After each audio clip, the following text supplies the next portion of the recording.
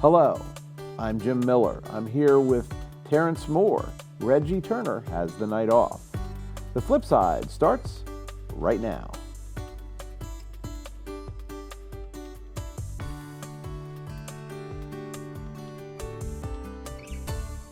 Welcome to the show. Well, if you saw our show last week, you know that we talked a little bit about the Washington County Ag Expo and Fair. We're going to do a deep dive on that tonight, and we're pleased to have with us Joe Frey, who is president of the Ag Expo here in Washington County. Joe, let's start out with a little bit of history. What can you tell us about history with respect to the Ag Expo? Well, the Ag Expo started, broke off from the old Hagerstown Fair when it stopped in about 1981.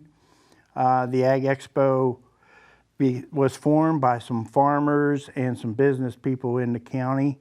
They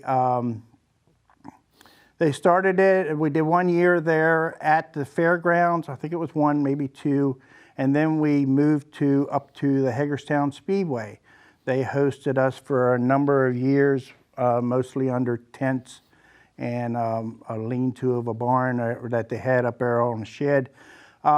And then in 1995, we moved to our current location down at the Washington County Ag Center, which is where we started out. We started out with not a whole lot.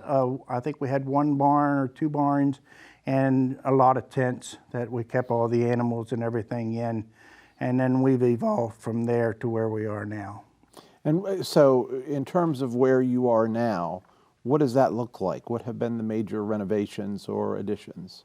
Well, we now have enough barn space to house all the animals, except for a few turkeys that we'll put in a tent. But most of the animals will be in barns. So we now have 5 barns that house the animals. And then we have another barn that we call the show barn. Our 5th barn was just built as a donation from a farmer. And so we now have everything under roof. And that's where we are now.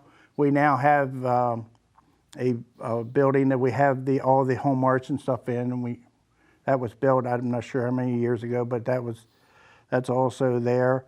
And so it's coming along.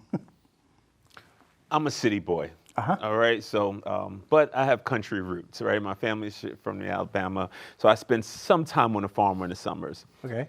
Ag Expo, why? What's the purpose of it, and what's the benefit of it to the community?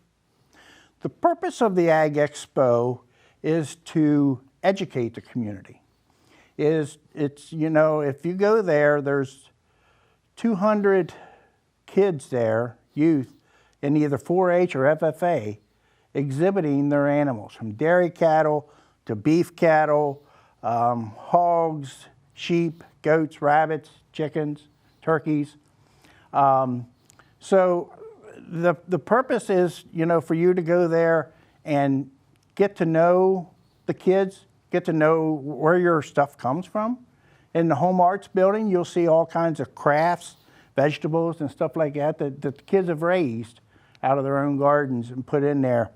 So, the fair is set up to help to educate the community, and the kids in 4-H and FFA do that very well with working with you if you come through the barns. 4-H, FFA. And now I've heard these terms before, and a lot of people I actually work with on boards and stuff, a lot of people in the community have come up through some of these programs. Can you give me a little background on them? I can't tell you how long that they've been like that, but 4-H. But it's a youth program that? Yes. Okay. Yeah, they're both youth programs. Okay. The FFA comes through school. Oh, okay. 4-H is another program that's through the University of Maryland. The University of Maryland 4-H program, and that's where all that comes from. Okay, so these programs ideally teach children about the benefits of farming, growing food, and natural living, to say the least. Yes. Okay, and the Expo puts this all on display. Yes. It's kind of an incubator of where they can actually learn a lot of that information at. Yes. And this is where the kids come to compete with other kids. Okay, like in their dairy breeds, they have different breed shows on Monday that this family may be shown against this family, and same way with the market animals, the beef or the lambs, they have competitions that they show against each other. So our friend Mr. Google says it stands for Head, Heart, Hands, and Health. Yeah. And FFA stands for? Future Farmers of America. Gotcha. We have a rich history of agriculture in Washington County, and I know that we talk a lot in our individual homes and in our community about the warehouses that are coming up and those things. How strong is the agriculture base foundation in Washington County today as you see it? I think it's still strong. I don't think it's as strong as it was 10 years ago or 5 years ago even. But I think it's still strong that the agriculture is still there and still making a statement in the county. So what's your role? What does your day look like at the Expo? Well, for the past week, it's setup week. We started last Sunday, and my role, I get there at 7 o'clock every morning because I have different vendors. We have fence coming in. We put fence and sandy pots in, and we tent. We still have to put up 1 or 2 tents. And so my role is to be there to get everything lined up and put where it needs to be. All right. And I've been there every day this week, and I'll be there every day till it's done. Okay. So how many days a week does the Expo run? It runs 8 days. It'll start this Saturday and run till next Saturday. Okay. And then another one picks up right behind it? No. Okay. No, then we're done for a year. Okay. All right, so it's 1 year. Yeah. As soon as this fair is over, well, even during this fair, we start to think about how we can change and what we need to do or do better, or what we want to cut out for next year. We already started planning for next year. So you got one shot to make to make it count. You do. And an estimate, how much planning over the year goes into these 8 days? Well, we have a meeting once a month, plus, all the things that we're doing in between there. And our meetings are usually 2 to 3 hours. So a full year planning for 8 days. Full year. Yeah, we start as soon as the fair is over, August. When our August meeting, we're starting to decide what we're doing for next year. Yeah. Wow. When you look back over the years that you've been involved, and before we got on air, you were talking about your history with the Ag Expo. Can you kind of lead us through that whole process? Sure. When I was 8 years old, I joined 4-H, and our family did dairy cattle. So I showed dairy cattle up until I was 18 when I got out of 4-H. The year after I got out of 4-H, I immediately went into a leadership role for the other youth in 4-H. And I was involved with the dairy and the sheep for a number of years until I became a superintendent, and then I went on to be on the fair board and then on to be the fair president. So yeah, I've been involved for pretty much most of my life. You mentioned obviously a big or a significant date in the fair's progression was when you moved to the Ag Center. What other major elements or what other major things happened over the course of time that you've been involved with the fair? Well, I think any time that we were able to get a new barn built and get out of the tents, it's a major step, because tents during the middle of summer with storms and stuff coming through are not always the greatest thing. They don't really hold up sometimes. Mm-hmm. So if you can get out of the tents and get into the barns are more sturdy, and it makes things a lot better. What about traditions? Are there any traditions that you hold on to, or that others that are regular attendees or regular participants in the planning or execution process? I don't know of any right offhand. I know that it's a tradition for some of the past people that I showed animals with, on, like, for instance, on Monday for Dairy Day. They'll come down just to the dairy show just because they grew up with it all those years ago. So, that's probably one. Okay. How about attendance? How has attendance changed over the years? Our attendance usually stays pretty much in the same area. 2021, the year right after COVID, a lot of the carnivals hadn't opened up quite yet, but we were able to follow all the guidelines and open the fair up, and we actually had our carnival. And that year, our attendance all but doubled. Wow. We had a lot of attendance that year. Yeah. So, but it's been kind of steady since then. Okay. So it runs flat. What do you do to get people out to participate? You try to change your events. We have what we call track events, okay, which is part of the fair, but not part of the fair. It's on down over the hill a little bit, because, we do different things down there. Like, we do a dirt drag, we do a rodeo, tractor pulls, demolition derbies, and that kind of stuff. So, you try to maybe change up something at the track, or you try to change up something at the barn. We're doing some new things at the barn this year to try to entice different people to want to see something different at a fair. It sounds like it's generational. Like, your attendance kind of is really built from a legacy of individuals who participated in the expo. Would you say that to be true? I would say that, yeah. Okay. As you look back on the legacy, what are you most proud of? Probably I would be most proud that we're able to put the fair on every year. That we're able to continue with it and be there to hold the event for the kids to come there and exhibit all their animals. Great. All right, we're going to hold there, and when we come back, we're going to talk about how the Ag Expo benefits the community. So stay with us. We'll be back after this commercial break.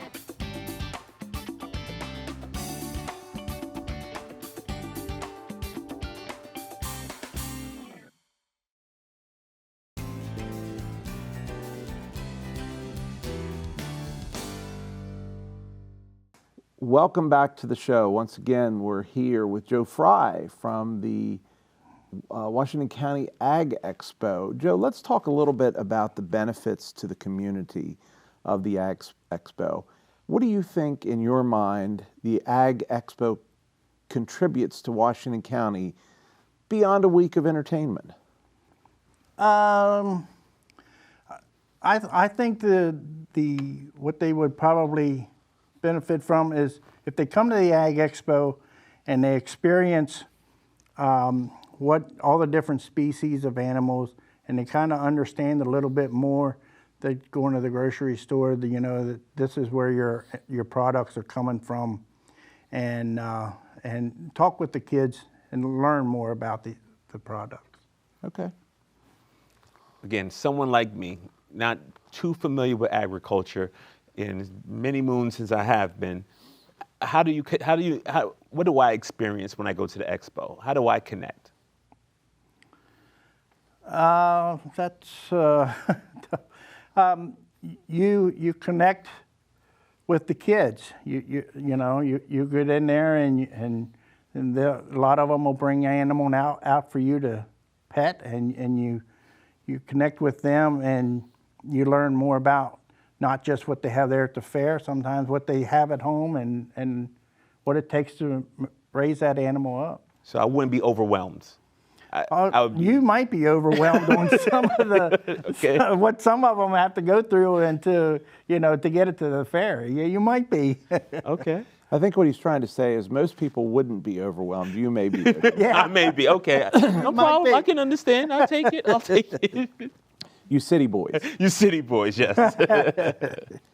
So from an educational perspective, how do you see the fair being an educational opportunity for children and families, both those that are showing or those that are putting crafts in or those that are attending? The educational part comes from going through, and there's like different things that you can go to for there's a petting farm, that they have there, and some other activities. We have a kids' day that you come there, and we have all different kinds of educational sponsors there that have booths set up just for a kids' fest. Mm-hmm. And that's on Wednesday, and so they get education through that. Okay. One of the, I would say, the identity of this region is agriculture to a certain extent, correct? And we've seen some, with warehouses and other, businesses coming into the area that may be eating up some of the farmlands that are in this community. How does the Expo show the importance of farming and food production in this region, and why it should stay and why we should be protecting it? I really don't have an answer for that. Just its existence, right? So you would believe that some of the tradition around the Expo really shows the importance of what farming looks like and putting good food in our bodies, right? I would say something to that extent. How does the Expo kind of put that on display, other than just showing the animals? Showing the animals and all the stuff in the Home Arts building, and some of the different activities and stuff that are held during the fair. What kind of activities? What do the activities look like? Well, you got all the different shows and some other. I'm telling you, I'm lost. No, it's fine. It's not. You're fine. It's fine. It's fine. It's fine. It's fine. So are there bands and stuff? Yes, there are There are some. bands? Yeah, we have a band tent. We put bands and stuff. Okay, and then you have the homemaking kind of stuff. Talk about that a little bit in terms of what one would expect to see. And those pies that I have seen at other fairs, do they exist in the Ag Expo here? And Oh yeah. do they actually sell them at some point? Or Yes, they do. Do they really? Yeah, the Home Arts stuff comes in on Friday evening and is judged, and then all the winners, the champions of the different, like the cakes and the pies and candy and cookies and all that, is auctioned off on Saturday afternoon. Okay, so it's auctioned off. Mm-hmm. Okay, and does the fair benefit at all from that auction, or does that all No. go to the? Yeah, it all That goes to the creator. Yeah. Well, it goes back for that auction. It goes to the 4-H program. Oh, nice. Yeah. And so, who participates in that? For example, the cakes and the pies. Are those children or Yes. Really? Yeah, these are all 4-H. Yep. Yeah. So those amazing cakes that I've seen at different fairs are made by kids. Made by kids. Wow. You should have led with that, Joe. Do I not look like I enjoy a good pie and cake? Not nearly as much as I do. Well, we'll see you on Saturday. There you go. There you go. Now that's an activity right there. I can get down with. I can eat a pie. So value community. We had some conversation around that. What can we do to support the Expo? Well, we always look for sponsors. You know, anybody can sponsor. They can sponsor an event, or they can just do a general sponsorship. They can come there and set up a booth, you know, and do things through that. Or, you know, like I said, the cake auction, and we also have a livestock auction on Thursday evening. The kids have shown and made all the criteria to sell animals. There'll be beef and dairy steers and lambs and pigs and goats and rabbits, turkeys. Wow. So You need a couple rabbits, Terrence. I got more than enough rabbits in my backyard. So are those, for example, the beef auctions? I mean, the dairy auctions would have to go to somebody that has a farm, right? No, they're dairy steers. So what does that mean? They're a castrated male. Okay. So they're a steer. They have to. Their only purpose would be to be fed out and then processed. Yeah. Okay. Okay. And so I'm going to sound real dumb here. That's okay. So what the meat that we would buy in the grocery store, is that from a steer? Well, it could be. It could be from a heifer.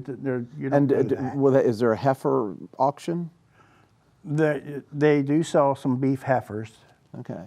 So I could go in and buy one of these, and then I pay somebody to process it. That's correct. Yep. Okay. Yep, and fill your freezer. Fill my freezer. Yeah, from what I've known, I have some friends that kind of did a half a steer, and that's a lot of eating for a long period of time. That's a lot of eating. Yes, it is. Yeah, a friend of mine had to buy a deep freezer because I don't believe they understood how much meat they were actually going to get after it was processed as well. Yeah. Yes, it's a lot. I usually try to support the sale, and and I split it up with my kids. Okay. A whole or a half? No, my brother and I split a half. We buy one, and I get a half, and he gets half. Okay. Yeah, and then yeah. And that's a bunch of food. It is, but it's nothing better. Yeah, I can imagine. You know that good 4-H raised animals is good.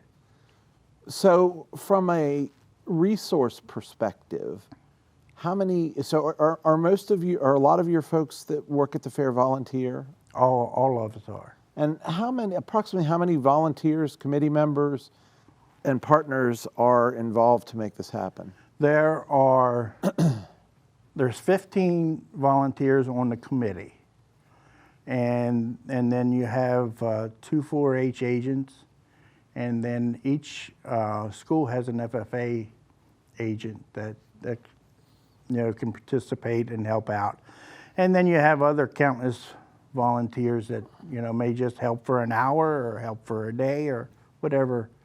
If you need something, a lot of them are there to help. And how do you fund the fair? How is that funded? There's some funding. We get some grants. We apply for some grants. Is that through the state or through? Well, through some of it's through the county, the different programs in the county, and then some of it we do get from a state fair association. Okay. And then some of it's sponsorship.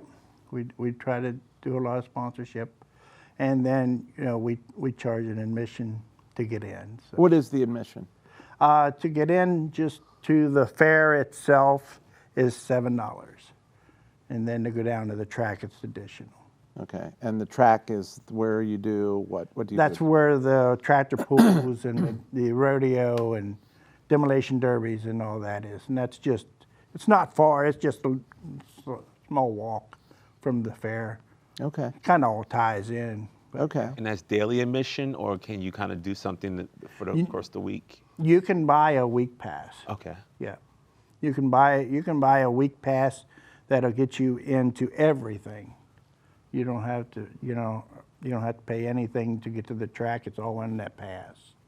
And are all the participants regionally, or do they come from other states and other areas to compete?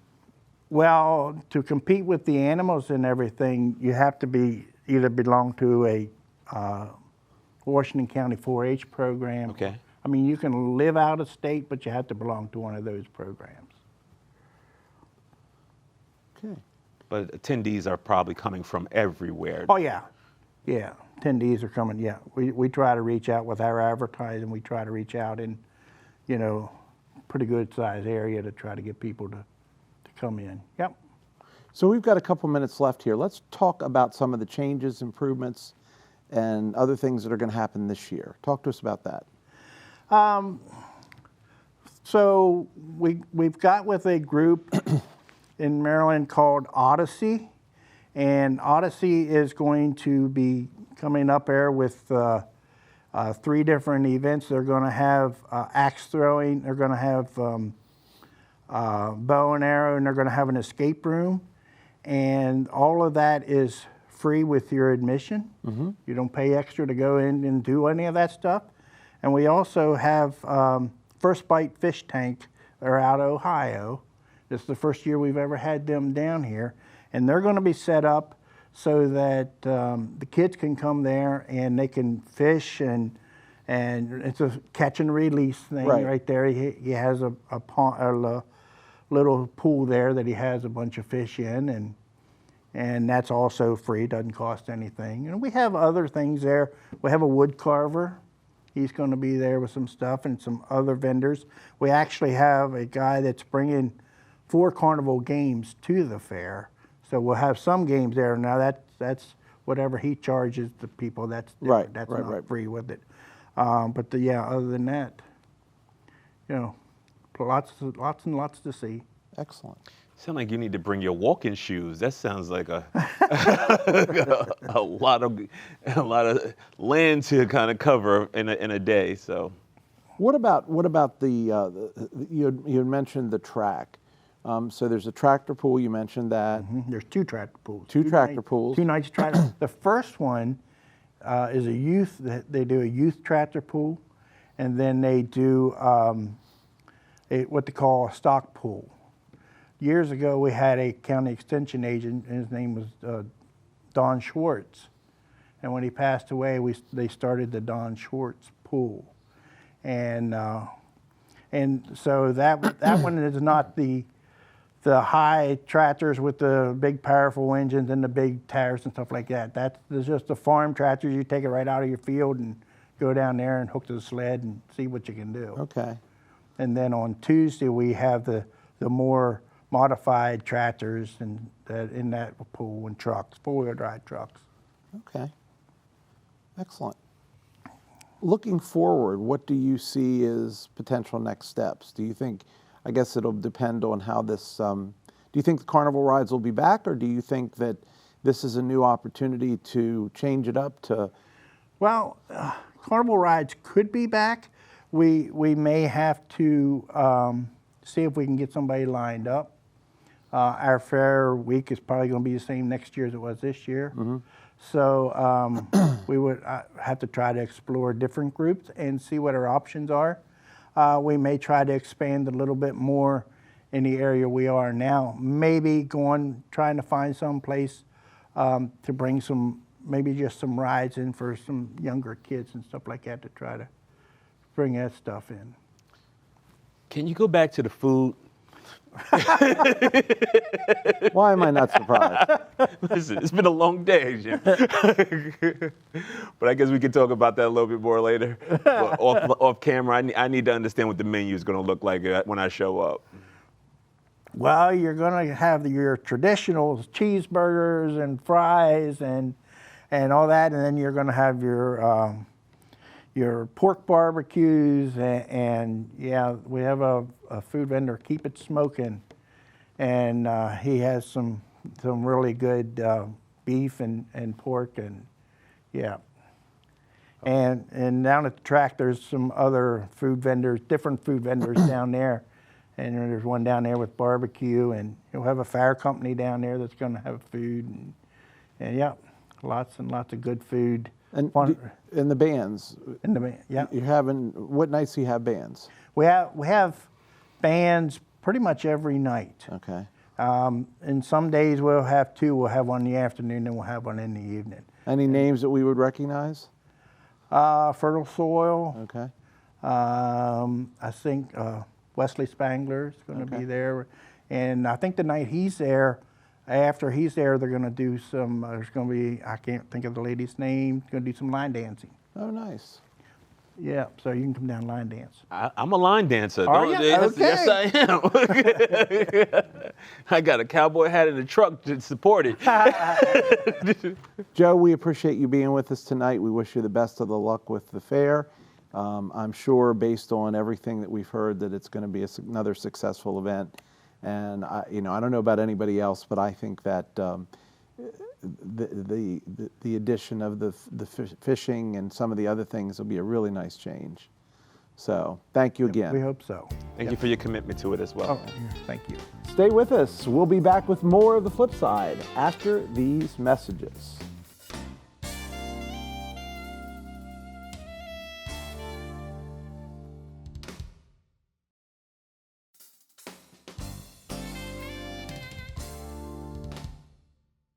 Welcome back to the show. Well, we started our show tonight, Terrence, with the Washington County Ag Expo, but that's not the only game in town, and it's an important game, and this community does have a rich history of agriculture, and I see a lot of reasons why that's a ever more important event in our community to keep that foundation of agriculture strong.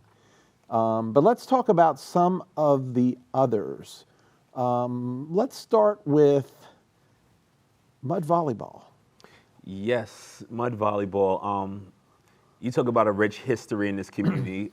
Community activities to support the community is probably one of the richest traditions in this community, and one that I probably attached myself to when I moved out here in 2004.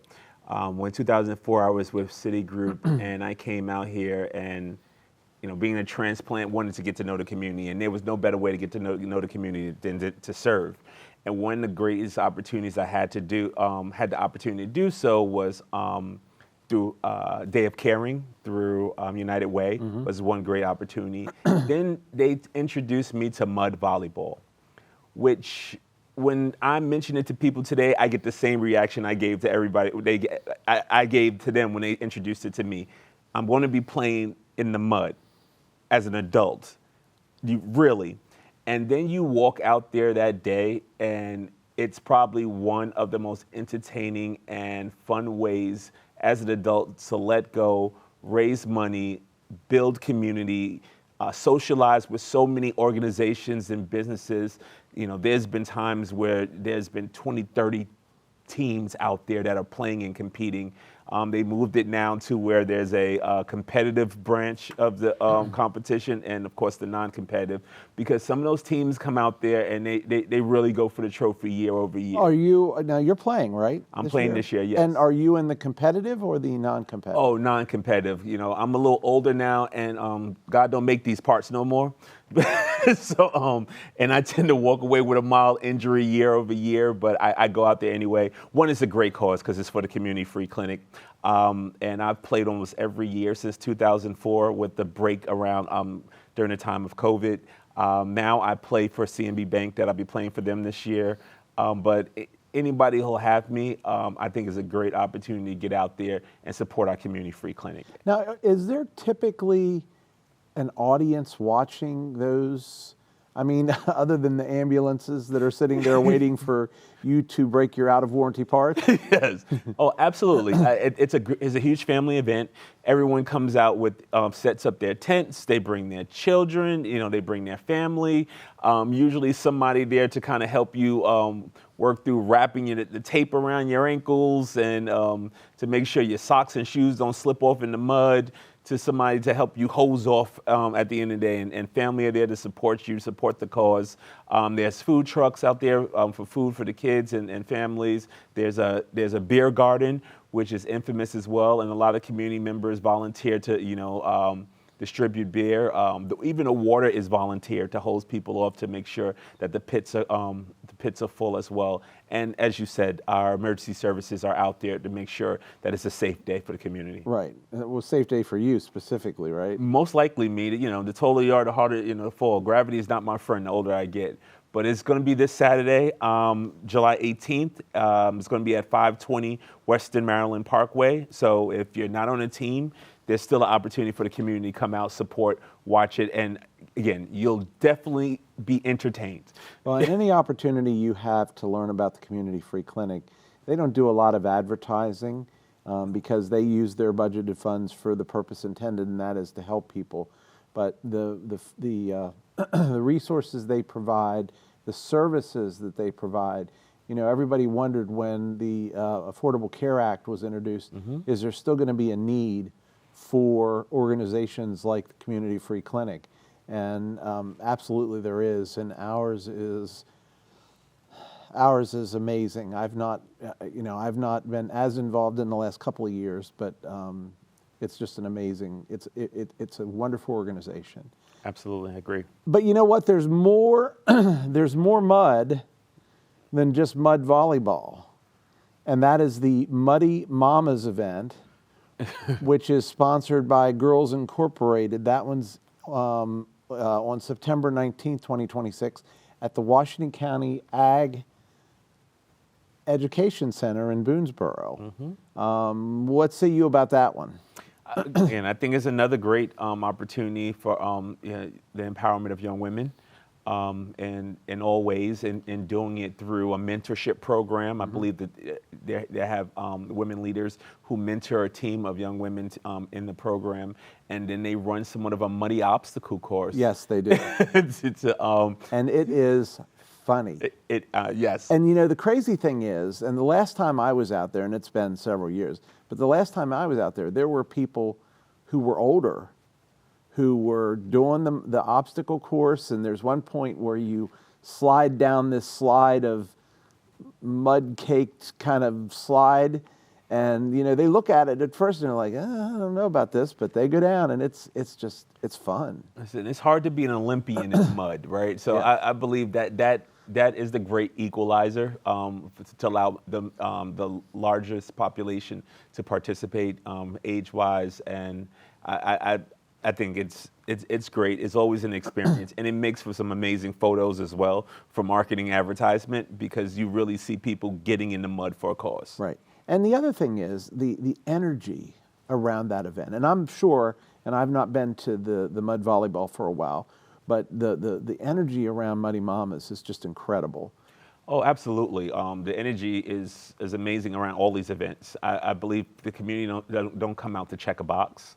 They really come out and support, and they come out to be engaged. And I think that's the best thing about it. Another event that we have coming up, and I'm not as familiar with this one, but I love the idea, because there are a lot of car enthusiasts in Washington County and in the surrounding counties. If you look into Berkeley County, West Virginia, or Franklin County, Pennsylvania, this one's called the Lead, Don't Follow Foundation Car Show. Again, it's hosted at the Washington County Agricultural Education Center. That one's going to be on September 26th. The organizer is this Lead, Don't Follow Foundation. It's an annual car show. It brings together automobile enthusiasts from around the region to showcase classic cars, muscle cars, antique cars, customs, trucks, specialty vehicles. It's a family-friendly environment where attendees can interact with vehicle owners. And there's also vendor displays, food trucks, award presentations, lots of music, and participation from community organizations. Again, I'm not as familiar with that one, but I know that there used to be a car club that met out at the Valley Mall every Saturday night in the summer. I'm not sure if they still do that or not, but that was tremendously well attended. One of my favorite things on a Saturday is driving through the community, and you'll always see a classic on a road somewhere. Someone brings it out of their garage. There's a couple of car clubs here regionally as well. But what I do love about this event and others like it is it brings in people from outside of the community. Yes, it does. A lot of people bring their classic vehicles or come out to see these classic vehicles, and outside of even the 4-state region. People really travel for these car shows, and these shows are a great opportunity for us to put our community on display. Of course, the big celebration in 2026 is the 250th anniversary of the United States. And Washington County is planning a 250th anniversary drone show and fireworks celebration. Now, I think it was supposed to happen a little bit ago, but they rescheduled it. It's now scheduled for September 26th. Guess where it's going to be? Where At the Washington County Agriculture Education Center. That facility gets a lot of use. It does. It does. And so this is part of the countrywide or countywide celebration commemorating the 250th anniversary of Washington County and the nation's semi-quincentennial. Did I say that right? Yes, you did. County officials have planned a major public celebration. It's going to have live music, food vendors, and a large-scale drone and light show, and an enhanced fireworks display. It's like when your birthday passed, and then one day you get a letter from your grandmother with like $50 in a card, right? Your birthday's passed, but the gifts still keep on coming. So it was unfortunate. I believe weather prohibited from happening during the 4th of July weekend. But this is I'm happy that they stuck with it. They could easily just kind of said, you know what, took their losses, moved on. Right. But I believe they see his value here, and a lot of hard work and time and money went into ensuring this opportunity. So especially with the history in this region, I think it should be on display. And maybe there's a little benefit from having the day to yourself, as so many things for the 250th were happening across the country. So maybe this brings a little bit more attention and follow through here that we're going to be having in a couple of weeks after the birthday of the nation. Well, and the other thing is, based on that and other factors, organizers are suggesting that they expect this will be one of the largest public gatherings of the year around the 250th, and it's an opportunity for Washington County to promote our history, our culture, our accomplishments, and look into the future. One of the things that I hate to say shocked, but I'm going to say shocked. You know, you picture drone shows in New York City or Baltimore or Washington, D.C. or some of these large cities. I'm not sure I pictured it in Washington County. I think that's a feather in our cap, the fact that we are, I don't say we're on the bleeding edge of anything, but we're certainly paradigm pioneers at some level with this type of event. Oh, absolutely. From a technology standpoint, it's a leap ahead. But there's no better place. You think about, we have open night skies. One of our greatest benefit in our assets, right, is the not nature, a lot of light pollution. Right, light pollution right. that distracts from it. Also, the risk that is involved with having buildings that are exceeding certain heights, right. and what that does from safety and all those additional precautions. Not saying that a lot of precautions aren't going into this. Oh, they are, I'm sure. Absolutely, but those are some of the things you don't have to worry about. Some of the liabilities don't you have to be mindful of, and you get a greater, vantage point of the show being in a place like Washington County and having a show on. And especially, and I'm not surprised about the draw we're expecting. You know, we've lost our Antietam Battlefield event that we used to have on the 4th of July. That drew 30,000+ people. Right, and our Maryland Symphony Orchestra there to play. Maybe this is our next big thing. You know, maybe this is something, if it's well attended and really benefits our community, maybe this is where we shift that to. Maybe there's a partnership when the MSO may come out and be a part of this in the future if they want to do something like that. But I'm happy to see something come back around that's going to bring that kind of draw that we missed out on. The next one I want to talk about is and I am not familiar with this one at all other than what I've read about it, and that's the Quad State Rock and Flavor Fest. That's going to be on August 8th, 2026. Guess where? The Washington County Agricultural Education Center. And this is designed to bring together food, entertainment, local vendors, and live music in a festival-style atmosphere. So it sounds like that one's going to be a lot of fun, too. Craft vendors, local artisans, food trucks, and just all kinds of fun things for a summertime destination. Yeah, that's just one of many, I believe, that happens out there as well. I know there was like a bacon fest that happened for a couple of years. There's a bunch of wine festivals that happen. When people say there's nothing to do in Washington County, they're not trying looking hard. not to do. They're Right. trying That's to exactly be bored. right. So, And that's not. We haven't even touched the Maryland Symphony and the Antietam Battlefield and the Washington County Museum of Fine Arts and the Washington County Arts Council. we got another movie a documentary that's going to be debuted here this year. We also have Seinfeld downtown. So they've locked in. Seinfeld is going to be doing shows here on the Maryland Theater. Our baseball team is in the playoffs. And so there's a reason to get out. It's a great time to live in Washington County. Yeah, and do something about it. So I always say, get out and do something, then complain. Don't complain and don't do and behind your four walls and say there's nothing to do. Speaking of festivals, though, the one that we have not talked about yet, which is one of my favorites, and I volunteered there. I'm not sure whether I am able to this year, but I volunteered to cook spätzle and French fries and bratwurst and hot dogs for several years now, and that's Augusttoberfest. I'm a beer guy. Oh, I distribute the beer every year. And Augusttoberfest is happening where? The Ag. The Washington County Agriculture Education Center. This is like a 30 or 60-minute commercial for the Ag Center. There you go. I think we can all agree at this point that funds to build that and to maintain that and to improve that are funds well spent out of our budget. I agree. That's going to be August 15th and 16th, 2026. I understand only because I saw a Facebook post from the leader of that organization, Jill, that said Colbert. they still need volunteers. So, go volunteer. If you volunteer for a couple 4 hours, you get to stay in the fair for free, and or the festival for free, and then you can partake of the spätzle and the bratwurst and the pork and all of the other good food and music. It's a great time. That's been going on for a long time now. It was originally downtown Hagerstown. It moved out to the Ag Center. There are a tremendous number of local businesses that support that, and it is definitely a family-oriented event.